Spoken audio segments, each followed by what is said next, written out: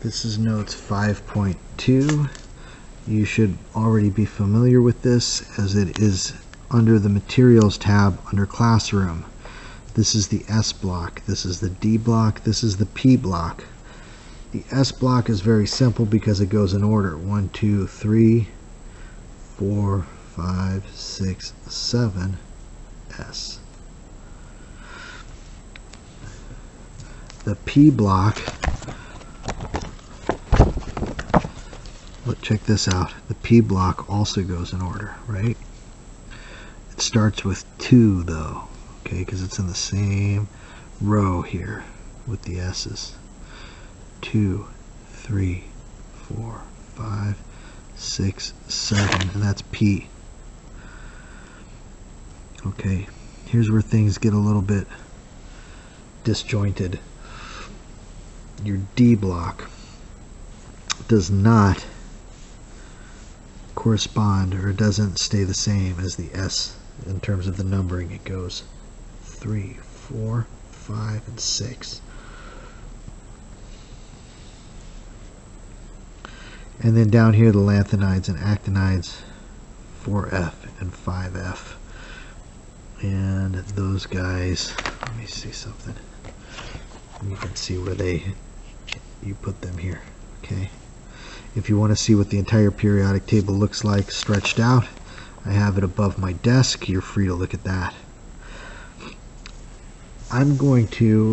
This is my second attempt at doing these notes. These examples down here are beyond the scope of what we need to know for this class. Quite frankly, they belong in the honors class, not in a regular class, okay? I'm going to leave them off. This one here, in and of itself, is difficult, but I will do it.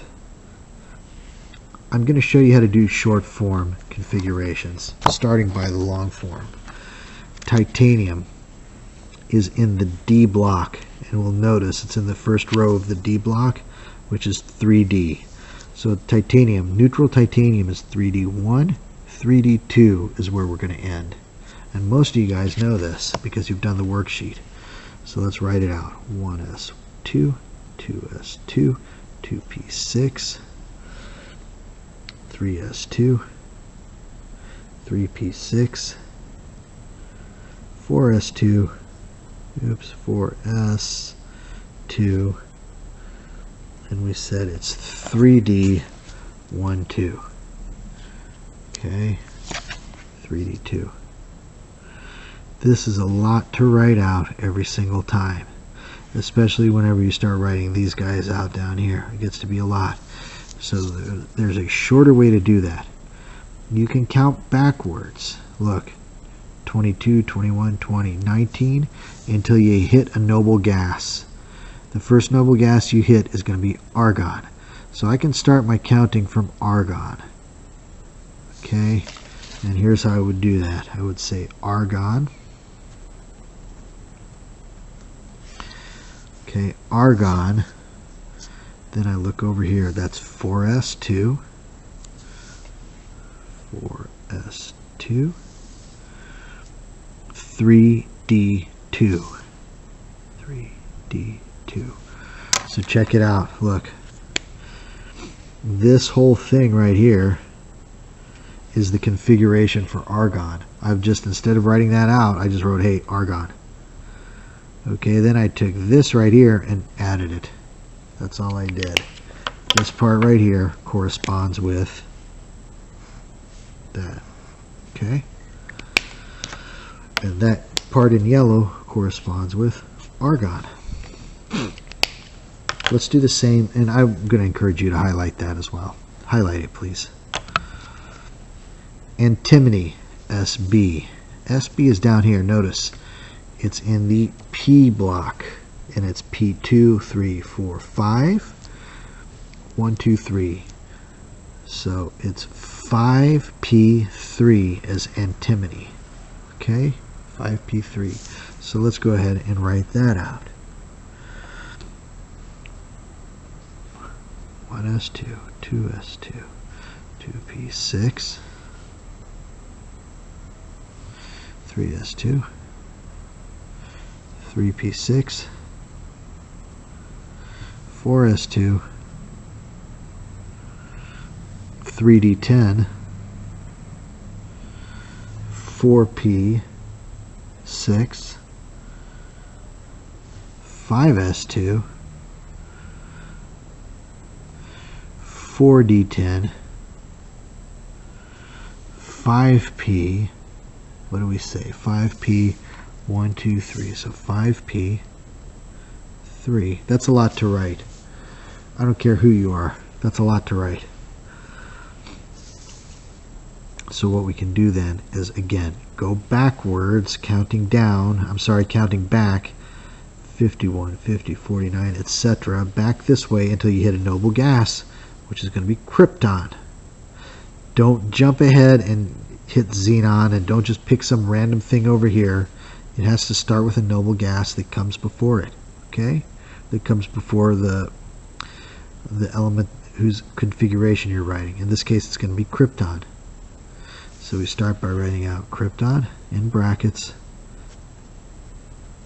and then you can begin your count.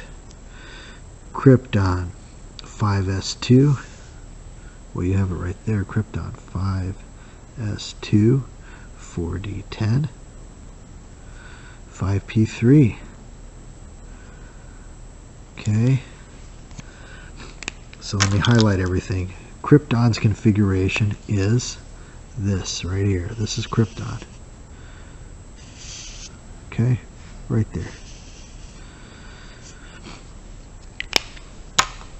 Antimene's configuration from the point of krypton is that right there.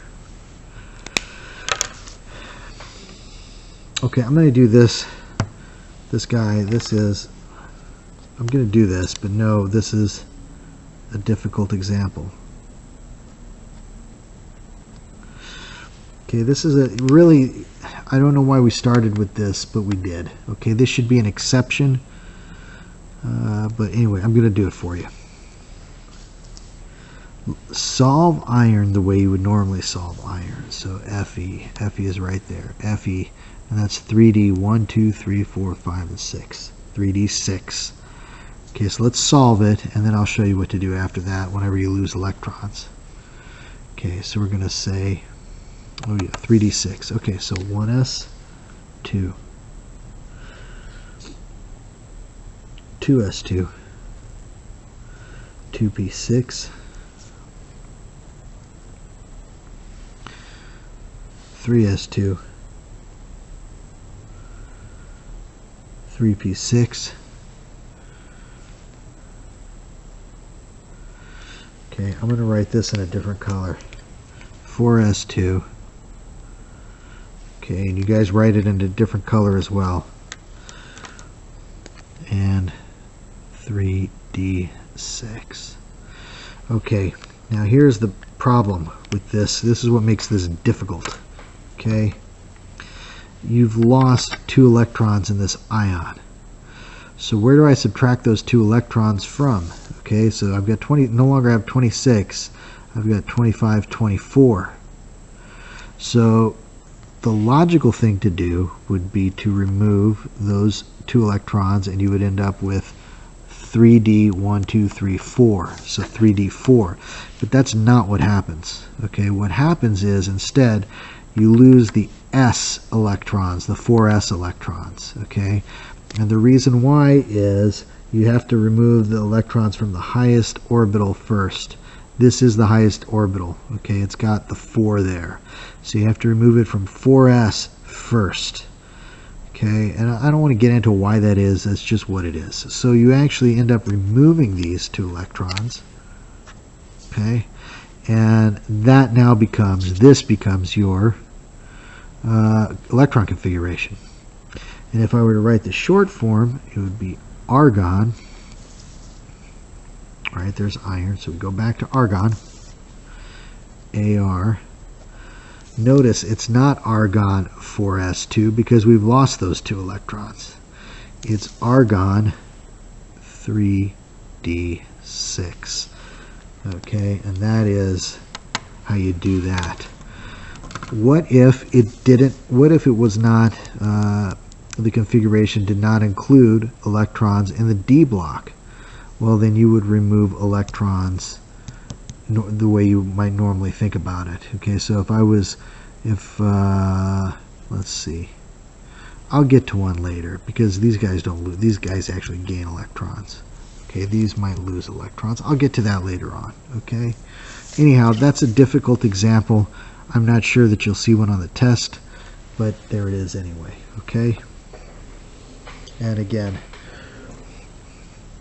let's go ahead and write Na for these. Or I'm not going to make you do these. These are too difficult, so don't worry about them.